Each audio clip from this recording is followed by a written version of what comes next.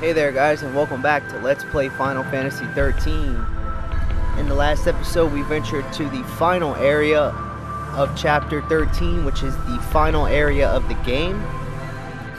We are now at the Orphan's Cradle, the North Dax area, just in front of the final battle. Alright, so we've come a long way since the beginning of the game, and here it is, we're at the end. Alright, so before we go ahead and continue, I'll give you the final preparations for the final bosses of the game. First of all, the paradigms you should roll with are Rapid Growth, Synergist, Relentless Assault, Ravager Commando, Aggression, Commando Ravager Commando, Combat Clinic, Medic Sentinel, Infiltration, Saboteur, and finally Try Disaster, Ravager. Alright, so the battle team I'm going to be bringing in is Lightning, Benil, and Fang, and I'm choosing to control Lightning as the leader. Alright, now let's talk about the equipment. Very important. Lightning has a fully upgraded Omega weapon, Adamant Bangle, which increases maximum HP by 1500. Seraph's Crown increases death resistance by 60%. Now the Seraph's Crown can be upgraded from the Cherub's Crown and transformed using a Perovskite upgrade crystal. Now I highly suggest to equip the Seraph's Crown to whoever your party leader is, because one of the final bosses will cast death on your party members, and if it hits your leader with death and it succeeds, you're going to be facing a game over. So you want something to protect you against, and then put it on your party leader. So again, fully upgrade the Cherub's Crown and then transform it to the Seraph's Crown with a Perovskite upgrade crystal. Then fully upgrade the Seraph's Crown for death resistance of 60%. Finally, we have Sprint Shoes, which is auto haste. Moving on to Vanille, we have a fully upgraded Nirvana, which is her ultimate weapon, a Survivalist Catalog, Speed Sash, and Sprint Shoes. The reason why I have Survivalist Catalog paired up with Speed Sash is for the random instant chain passive ability. This gives you a small percentage to instantly stagger enemies. And if you have it on more than one character, the percentage is increased. Finally, we have Sprint Shoes, which is auto haste. And finally, for Fang, we have the Cane's Lance, which is her ultimate weapon, fully upgraded. 2 Speed Sashes, which gives us the random instant chain passive ability, which is instant stagger. And Sprint Shoes, which is auto haste. Alright, so if you have any questions on how to upgrade your weapons into their ultimate forms, how to get any of the accessories shown, or how to get Gil so that you can upgrade your character's weapons and accessories, you can refer back to the previous episodes of this guide, and I cover everything in detail, all the grind spots. If you want to know how to get CP and stack up your CP, I have an excellent CP grinding spot, and it just so happens to be that at the same time that we're getting Gil, so we're killing 2 birds with 1 stone by using the Adamantos in Eden. So if you want to learn about that, check back on the previous episodes if you have questions about anything. Finally, our Crystarium is at stage 9. It's fully maxed out for our character's primary roles. Our primary roles are maxed out, and I managed to get their secondary roles all the way up to level 2 for all characters. Alright, and the last thing you should take note of is before heading on, make sure you max out your character's primary roles and get their secondary roles up to level 2. After you've done that, try to stack up as much CP as you can. The maximum amount of CP you can have at one time is 999,999. So try and get your character CP saved up as much as possible, because once we beat the final boss, the Crystarium will expand to stage 10. And if you have the maximum amount of CP, you'll get a huge head start on upgrading the Crystarium at stage 10. And you're going to need it for the post game, because there's lots of enemies that we're going to be facing in the post game. Yes, this guide is still not over. After we beat the final boss, we have a whole slew of stuff to do in the post game. Alright, so once you're fully prepared, with everything you need.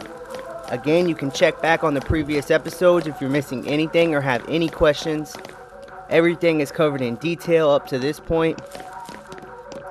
Continue through the North Axe, and just before the event, or just before the destination marker, you'll find a treasure ball to the left, which we opened up in the last episode. And that is the final treasure ball of the game. It contains an Etherzol.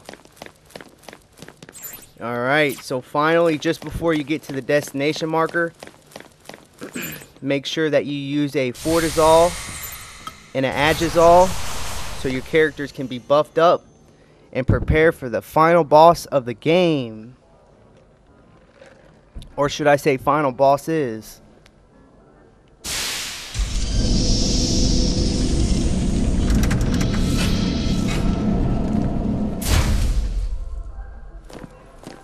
Let's do this.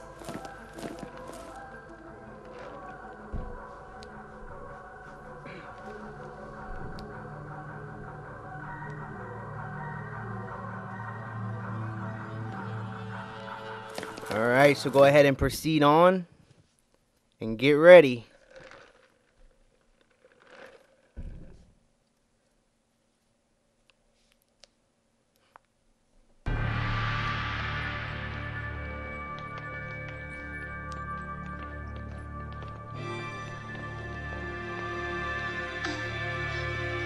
Ready? Yeah. Yeah. Ready.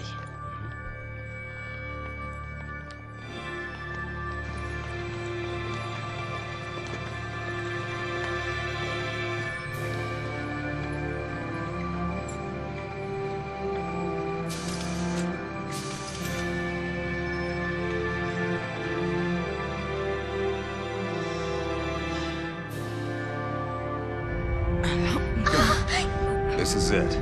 Moment of truth, hero.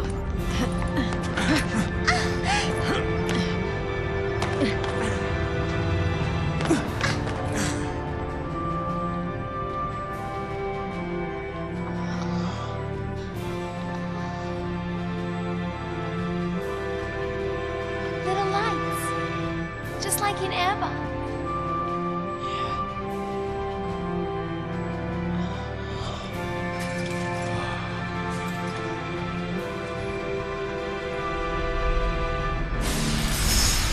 Life's spark shines on, once freed from its fleshly shroud.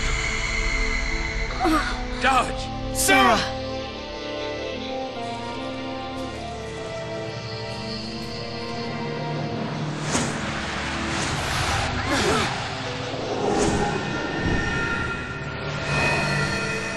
Dreams, meanwhile, shatter in a flash. Dodge! No!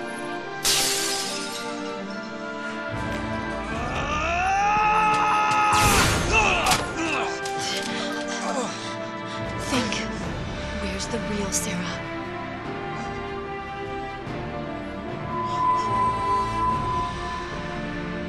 Hey, listen. It isn't real. It's just Fauci smoke and mirrors. Yeah, they don't work wonders. They play tricks. What?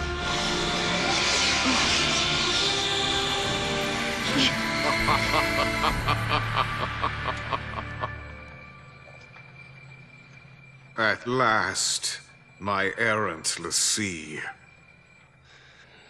Men fight men. Men battle beasts. Cocoon wars with pulse. There can be no end to such conflict. But Cocoon's end is imminent and inevitable. Will you not at least slay Orphan and make it quick, as an act of mercy? Mercy? You mean murder. And Cocoon won't die. We're not here for that. We came for you.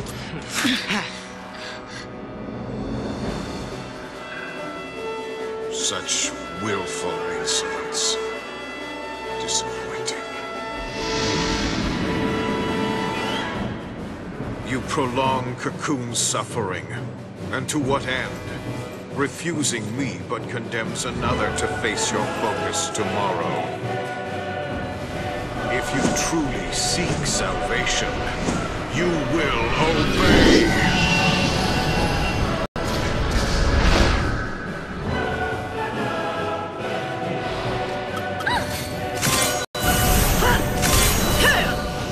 Alright. So you'll now be thrown into the first of a series of final battles of the game. Your first enemy is Barthandelus. So go ahead and liber him. And you'll see that he has 5,227,500 HP. His chain resistance is 70. Stagger point, 250%. He's immune to a couple of status immunities. And all of the magic elements are halved. Alright, so start this battle off by casting D-Protect, D-Shell, and Slow.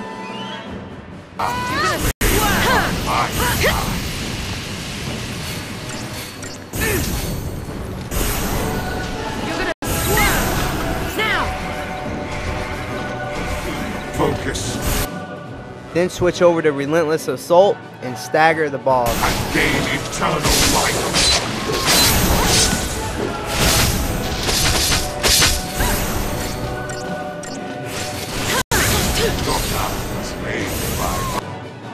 Once you've staggered Barthandelus, raise his stagger percentage up to about 600 or 700%, and then switch to aggression for big damage.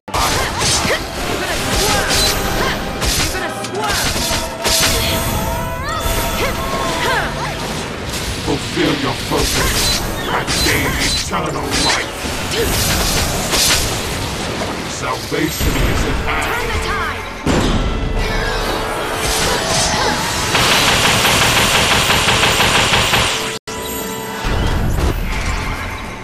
This'll be quick. You could do it!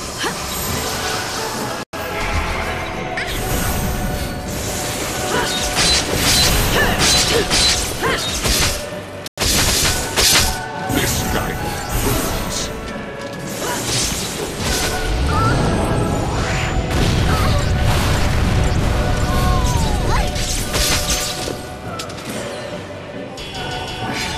And there he goes. Alright, so if you're strong enough, you might be able to take him out in one stagger. If not, he'll be significantly weak, and you can finish him off. Make sure you watch out for Laughter, because that thing does big damage. You're going to want to switch to Combat Clinic to heal immediately. And yeah, that takes care of the first of the series of fights that you'll have to fight at the end of the game. Alright, so I'm going to go ahead and end this episode here. That way, on the next episode, we can take care of the rest of the final bosses, as well as watch the ending scenes of the game. Alright guys, so hang in there and immediately start up the next video so that you can see what happens next.